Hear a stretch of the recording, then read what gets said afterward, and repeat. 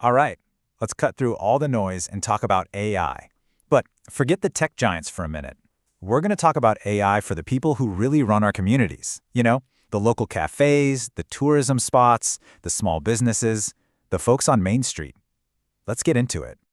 I mean, you hear about AI everywhere, right? It's on the news, it's in every big company's plan. It's supposed to be this huge game changer.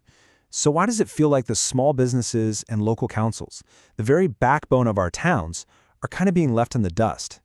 That is the big question we're going to tackle today. And that leads us to this really interesting idea we're calling the Great AI Stall. It's a weird situation, really. A ton of people are trying AI out, but almost nobody actually feels confident using it. It's like everyone's dipping a toe in the water, but they're scared to actually jump in and swim. Okay, now check this out, because this chart tells the whole story. A recent survey found that a whopping 70% of small tourism businesses have messed around with AI. 70%. But then you ask them, okay, but do you feel confident using it? And that number just plummets, all the way down to 19%. That massive gap right there between trying and trusting, that's the real problem. And it has nothing to do with the technology itself. So, if the tech isn't the problem, what is? Well, it turns out the biggest things holding Main Street back from really using AI have nothing to do with code or algorithms. It's all about us. It's a people problem.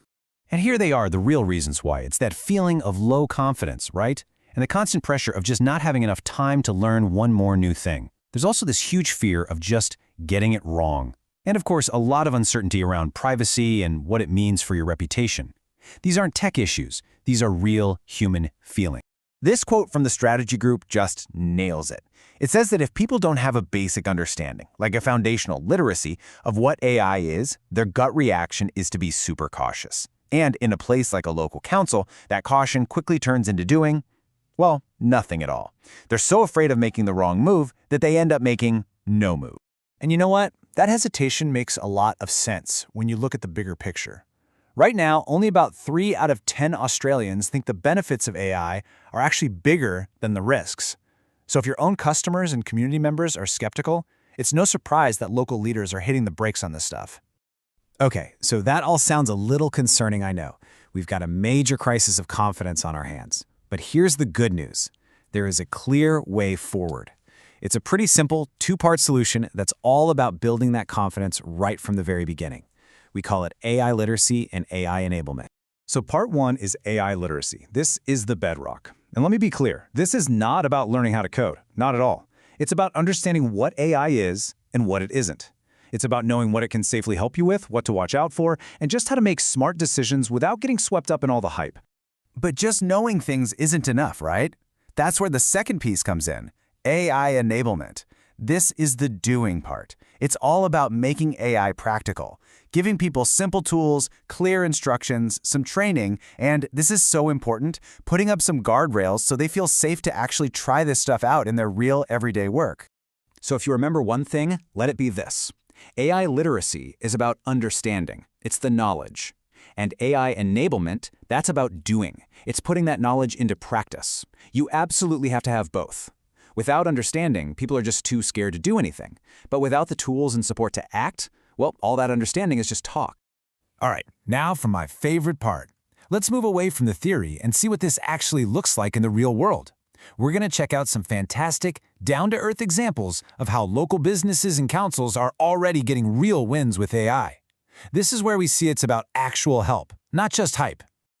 Okay, so let's start with a story anyone who's ever run a small business will get. Picture a super busy cafe in Melbourne. It's the weekend brunch rush. The phone is ringing off the hook with people wanting to place orders, but the staff is totally swamped just trying to serve the customers who are right there. Every one of those missed calls, that's lost money. So what did they do? They set up an AI-powered voice assistant. Super simple. It answered every single call, took the order perfectly, and shot it straight to the kitchen. And the result? Bam! They stopped losing all that revenue from missed calls, and, just as important, their staff could finally focus on giving amazing service to the people in the cafe. A really smart fix for a super common problem. And hey, it's not just about saving time or money. It can be about making things more engaging. Check this out. Tourism NT launched a fun little AI chatbot with a bit of local flavor. The result was amazing. Visitors started spending 70% more time on their website. The AI wasn't just a boring Q&A, it was an experience that made people want to stick around. And what about for the local councils? Well, a lot of the time, it's about making the boring but essential stuff way better.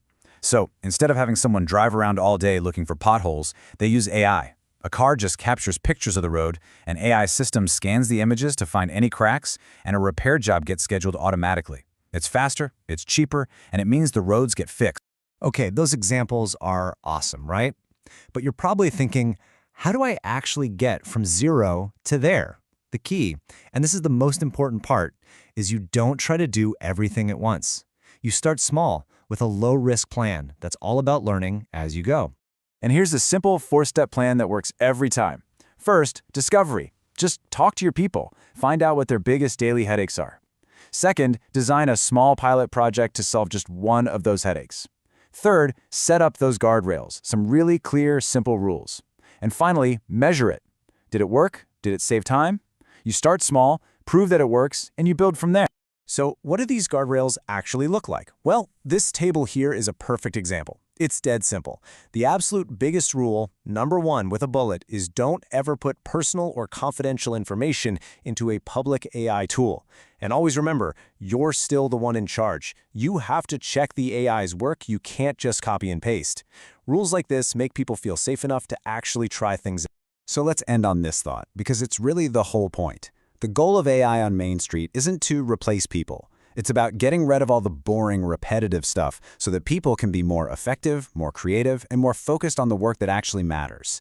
So really, the question isn't, is AI going to take my job? The real question is, how am I going to use it to do my job better?